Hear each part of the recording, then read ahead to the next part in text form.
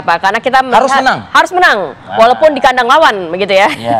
Sudah kehadiran dua narasumber yang akan membahas lebih jelas pada hari ini. Sudah ada Mas Budi Setiawan, founder Football Institute, pengamat sepak bola juga. Selamat pagi, Mas Budi. Terima kasih, Mas Budi. Salam sehat dan salam olahraga.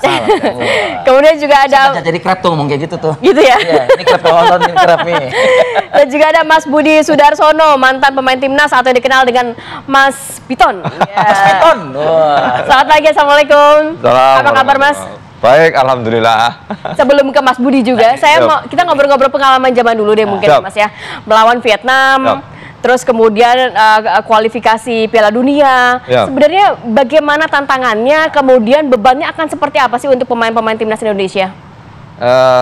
Sebenarnya kalau beban itu bebannya di masyarakat ya sebenarnya.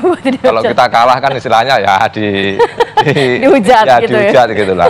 Tapi kalau di lapangan saya yakin semua pemain itu nggak beban karena sudah sering mungkin ya, karena sudah sering dan ketika dia main supporter juga banyak, juga sering kayak gitu. Mungkin hanya itu aja lah bebannya mungkin ya. Tapi untuk melawan Vietnam di kandang lawan yang mungkin kurang lebih 20 tahun kita nggak pernah main di sana begitu. Ya benar. Tapi menurut saya mereka sudah siap. Apapun keadaannya di sana dia sudah siap. Apalagi yang saya dengar kan Vietnam lagi tidak didukung banyak supporter yang saya dengar. Oh gitu. Kenapa gitu? Saya kurang tahu juga nih. Ya, kemungkinan karena mungkin prestasinya ya mungkin ya, prestasi pelatih yang terdahulu dan sekarang ini kan agak istilahnya agak kurang bagus gitu. Itu buat kabar baik dong buat kita dong berarti. Ya, termasuk itu. Iya gitu ya. Termasuk itu. Kan. Oke, saya geser ke Mas Budi Setiawan deh. Mas Budi itu udah dipancing tuh. Jadi ada umpan lambung nih dari Mas Piton, ya kan? Jadi blessing in disguise ya, gitu ya? Betul. Jadi sebetulnya situasinya sekarang, kalau dulu kita ngelihat Vietnam itu kita yang minder, sekarang itu kebalik. Sekarang kebalik posisinya. Vietnam yang betul-betul sangat minder melihat kita. Walaupun sekarang posisinya Indonesia main di kandang Vietnam, posisinya tetap Indonesia diunggulkan dalam pertandingan malam hari ini. Kenapa? Satu, tadi disampaikan sama Mas Budi Sudarsono, dari 40.000 kapasitas stadion di Vietnam itu baru 13.000 yang laku. Sampai malam ini. Sedangkan saat Indonesia lawan Vietnam di kemarin 60.000. 60.000 ya. Biasa. Supporternya luar biasa ya. Yang dikatakan Mas Budi tadi, mereka sedang hilang kepercayaan nih kan? Iya, agak nggak happy dengan penampilannya Trosier. Karena ketika Trosier menggantikan PHS, PHS selalu menang terus lawan Indonesia. Tapi Trosier punya sejarah tidak pernah menang melawan Indonesia. 4 kali sudah Trosier itu tidak pernah menang melawan timnas Indonesia. Baik ketika dia megang Qatar sampai dengan Vietnam. Tapi begini Mas Budi, beberapa pihak pun juga melihat pertandingan ketika di kandang kemarin ini tanggal 21 ya. Kita menang memang 1-0, tapi ternyata pemain kita tidak baik-baik juga begitu. Catatan Anda dari permainan yang kemarin menghadapi Vietnam di leg pertama? Ya. Catatan saya dari pertandingan kemarin, kalau secara kualitas individu, kekompletan pemain itu sudah ada di timnas kita. Cuma kenapa skema permainan berbeda dengan pada saat kita tampil di Piala Asia. Kan begitu atraktif permainan skema sepak bolanya. Lebih turun gitu? Iya, jomplang. Ketika kita bandingkan Piala Asia dengan kemarin lawan Vietnam, khususnya di babak pertama, kita bisa melihat skema permainan kita nggak jalan. Faktornya? Ya kalau dibilang faktornya apa, STY bilang katanya kan fisik. Sebelum pertandingan dia mengatakan ada faktor kelelahan fisik karena penerbangan dari Eropa ke Indonesia.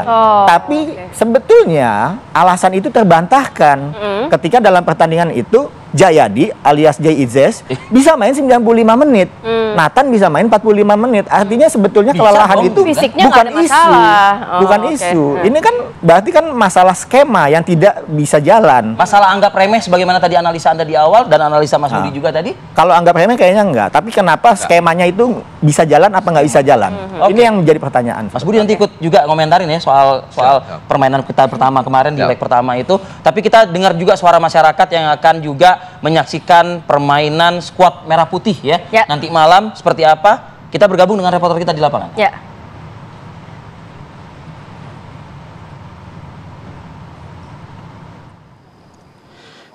Ya, selamat pagi Arif, Rati dan juga pemirsa. Timnas Indonesia pada malam nanti akan kembali menjalani laga kualifikasi Piala Dunia 2026 menghadapi Vietnam. Dan Timnas Indonesia berangkat dengan kepercayaan diri lebih setelah mengalahkan Vietnam pada Kamis kemarin di Stadion Utama Gelora Bung Karno, Jakarta. Dan untuk mengetahui seperti apa optimisme dan juga antusiasme dari masyarakat menjelang pertandingan Indonesia melawan Vietnam pada malam nanti, kita akan langsung tanyakan saya pemirsa kepada masyarakat yang sedang berolahraga di Stadion Utama Gelora Bung Karno. Selamat pagi Bapak. Pagi. Pak, ini saya mau izin wawancara dulu dengan Bapak siapa Pak? Dengan Pak Saifuddin, Pak Udin, di sini panggilannya Pak Udin. Pak Udin dan Bapak? Isman, Pak. Pak Udin dan Pak Isman. Pak Udin dan Pak Isman nih kalau saya lihat ini merupakan supporter sepak bola, supporter timnas juga nih Pak ya. Ya, Pak, nanti malam kan Indonesia akan berhadapan dengan Vietnam pada pukul 7 malam nanti. Bagaimana nih Pak, Bapak melihat optimismenya seperti apa dari timnas Indonesia yang akan bertanding malam nanti?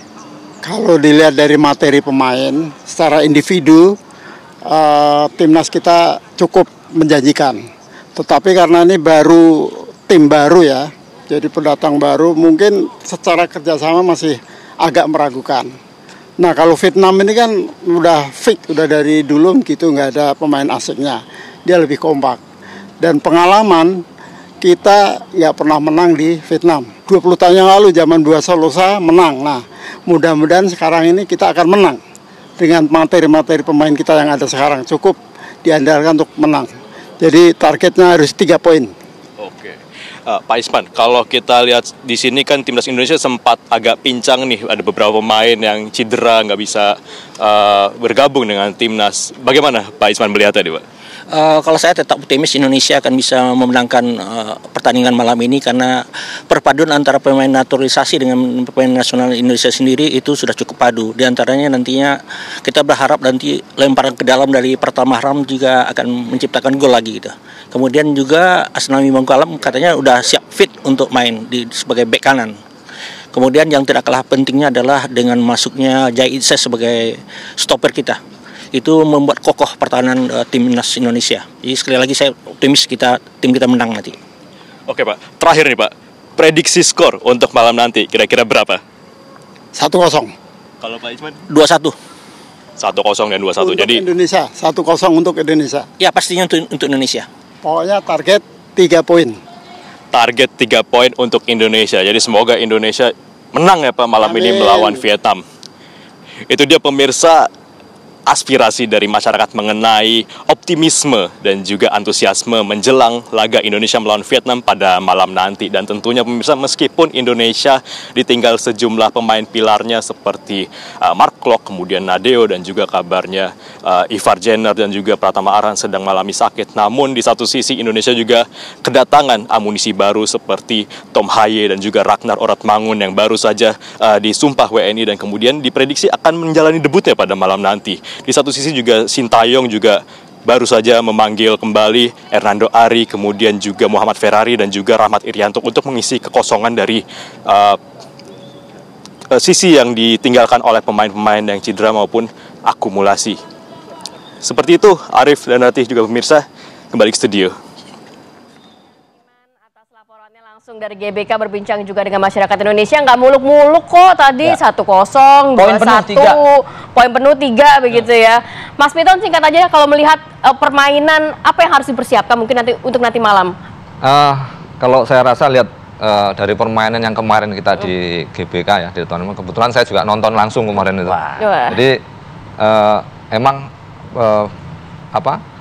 pemain-pemain yang depan ini memang harus lebih agresif. Lebih agresif lagi karena kemarin itu yang saya lihat menurut saya dari babak pertama itu permainannya kurang berkembang.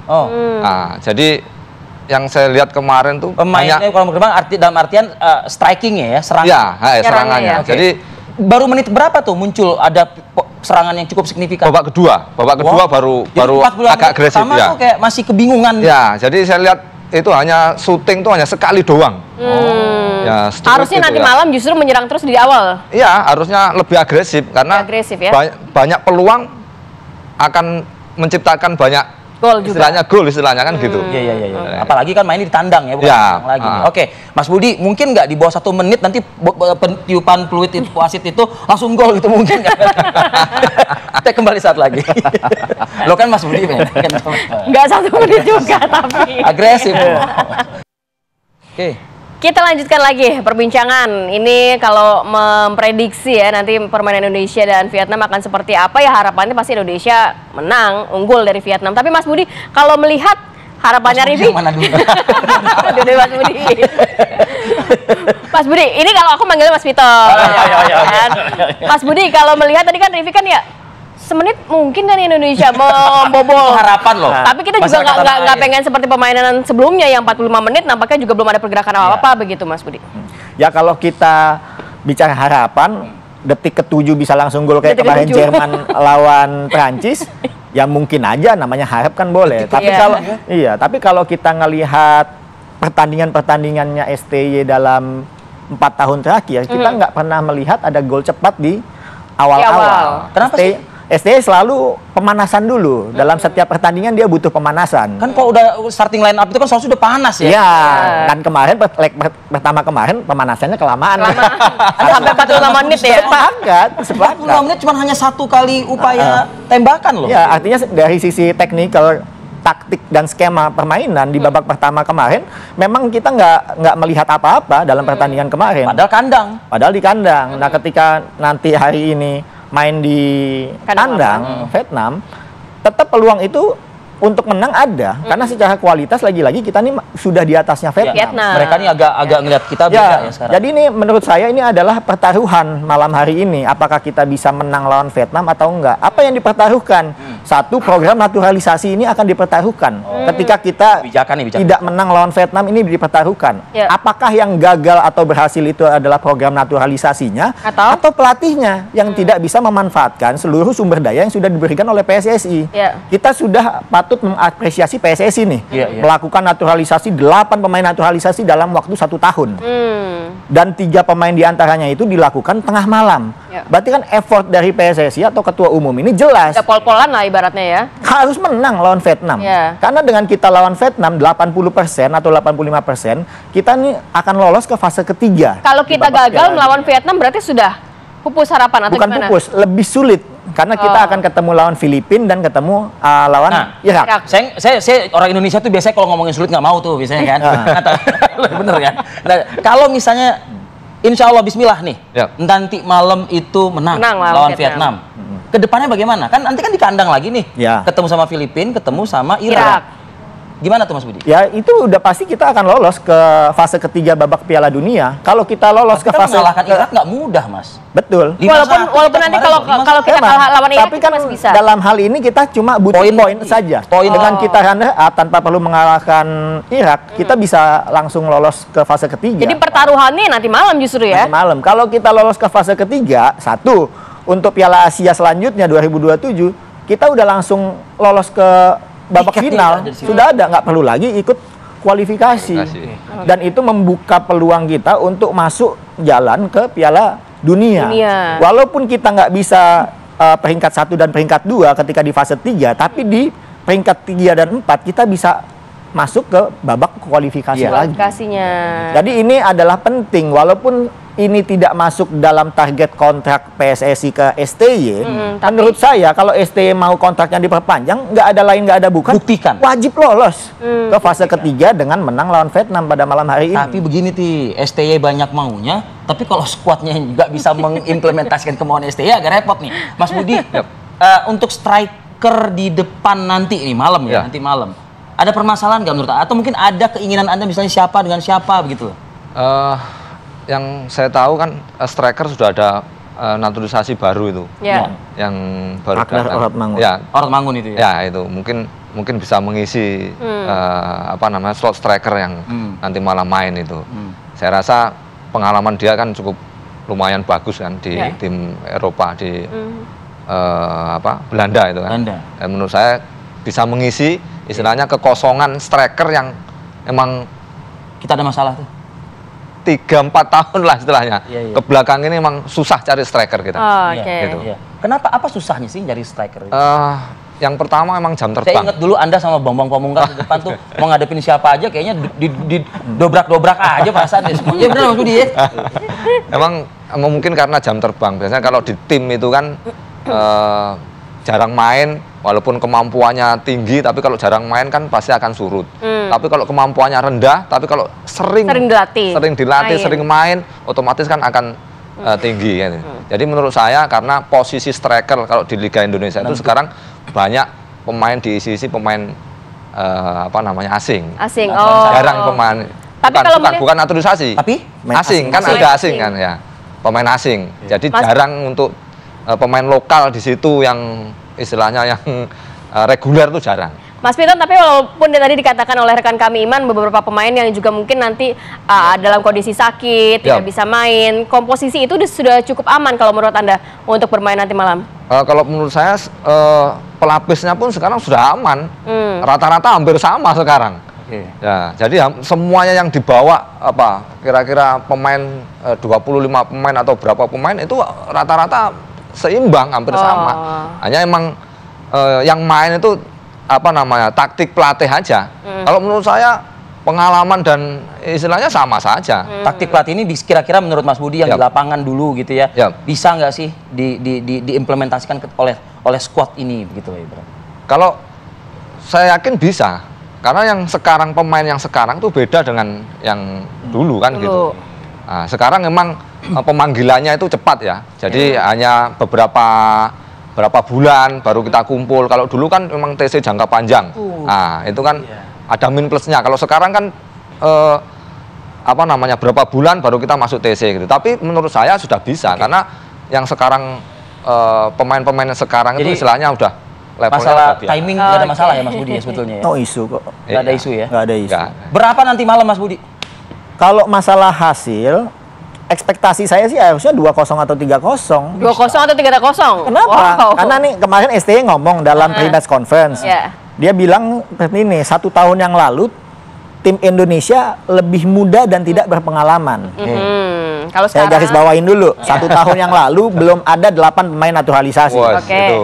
Kalau sekarang? Kedua, selanjutnya dia ngomong begini, ini waktunya merubah sejarah, walaupun statistik kita 20 tahun tidak pernah menang. Yang saya catat begini, yang saya garis bawahi, dia nggak bilang mau menang. Dia cuma bilang akan berubah sejarah. Artinya targetnya sebetulnya adalah tidak kalah. Tidak kalah. Itu 2 hal yang berbeda. Oke, tadi 3-0, 2-0. Mas kalau saya yang penting menang. Yang penting menang. Yang penting menang. 1-0 aja udah menang. Iya. Mau setengah sebenarnya kalau menang. Menang aja. Kita doakan ya nanti Indonesia bisa membobol gitu ya. Gawang Vietnam, terima kasih banyak. Mas Budi, Mas Piton, terima kasih. Mas Budi, kawan Kobra. Terima kasih Mas. Sehat selalu. Assalamualaikum.